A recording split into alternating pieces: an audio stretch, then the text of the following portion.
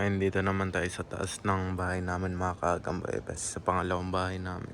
Umakit din tong aso. Dito, pinakawalan yun. Tapos, may sapot dito. Ayan. Ayun, naputol. Saan ko hanapin yan ngayon? Naputol mga kaagambebes. May maliit na gagamba dito. Ano buhay oh. Slings. Diyan na siya mamumuhay hanggang paglaki. Ayan.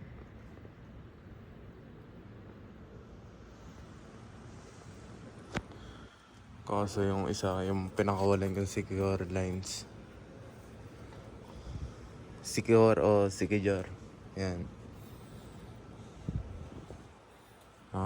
Naputol yung sapot kasi. Ikot tayo dito mga kaagambebes. Ayan, ayan.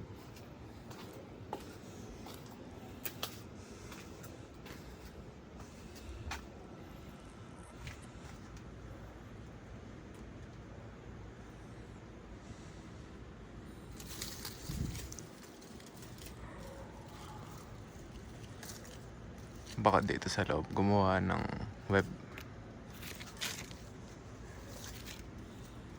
Pero kung hindi natin nakita, okay lang yung mga kaagambebes. Tulad ng mga nakawalan natin dun sa spot. Ito lang kasi nakawala kanina. Pero papakawalan ko lang din sana kapag nakita ko kanina. Papakawalan ko din dun sa spot. Ewan ko lang kung lumipat na ang pesto mga kaagambebes. Sobrang laki kasi nun eh. Baka lumipat ng pesto para gumawa ng web. Eto, may sapat din dito mga kaagambebes. Ewan ko lang kung sapat niya to. Ay hindi. Parang hindi nyo pala sapat yan eh, no? Pero eto, may nakita tayo. Sana lamaki lang yun dyan. Fresh na fresh yan. Pero parang dilawan siya, no? Ewan ko kung magpapalit ng kulay. Hindi kasi kita ng malapitan. Basta yan. Tapos, subukan ko lang hanapin. Kapag wala talaga, hayaan na.